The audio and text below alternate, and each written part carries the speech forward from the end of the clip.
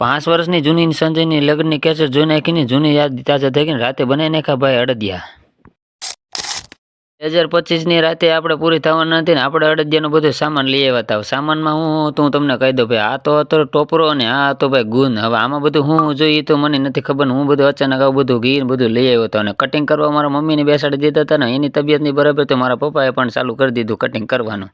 હવે અડદિયા ખાવા હોય તો એટલી તો હેલ્પ કરવી પડે એટલે મારા મમ્મીએ કટિંગ કરવા ચાલુ કરી દીધું. હું આવી ગયો મારા ભાઈના ઘરે, પણ ત્યાં જોયું તો ભાઈ 5 વર્ષ જૂની કેસેટ મારા સંજયની ભાઈ ચડાવી લેતી. એટલે આપણા ફોટા કંઈક આવા દેખાતા હતા, પણ આપણને ખબર હતી ભાઈ, કેમ કે આપણા લગ્નમાં આવી રીતે કંઈક હાલતમાં ઘડીક વાર કેસેટ જોઈને પછી નીચે આવી ગયું ને કટિંગ બધું થઈ ગયું હતું ને હવે આપણે બનાવતા અડદિયા એટલે બકડીઓ લઈ લીધો છે ને મૂકી દીધું ચૂલા ઉપર ને એમાં નાખી દીધું ભાઈ અત્યારે ઘી. પેલા આપણે ઘી ગરમ કરવાનું હતું ને એમાં ચોકવાના હતા આપણે ભાઈ ગુંદ.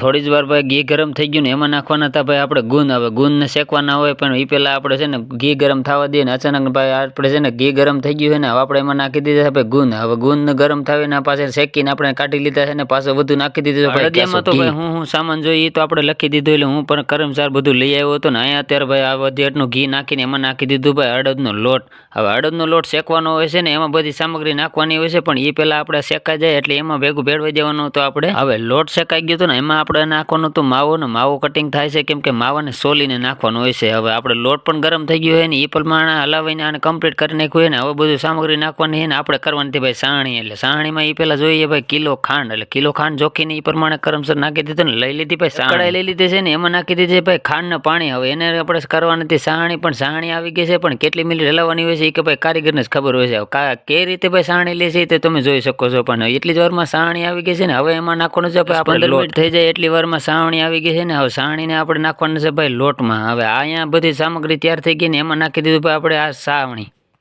ફાઇનલી મિત્રો એમાં નાખી દીધું ભાઈ ગુંદ, ટોપરો અને ભાઈ બીજી સામગ્રી ઘણી બધી એવી આવે છે તો આપણે બધી નાખી દીધું છે ને ફાઇનલી આપણે અડદિયા તૈયાર થઈ ગયા છે ને આને 5-10 મિનિટ સુકાવા દઈને પછી આપણે આને બટકા કરવાના હોય છે. પણ કઈ રીતે કરી તમે જોઈ શકો છો ને. આ તો ભાઈ અડદિયાનો મસાલો ભેળવી દીધો છે ને એટલી જ વારમાં આપણા અડદિયા તૈયાર થઈ ગયા છે.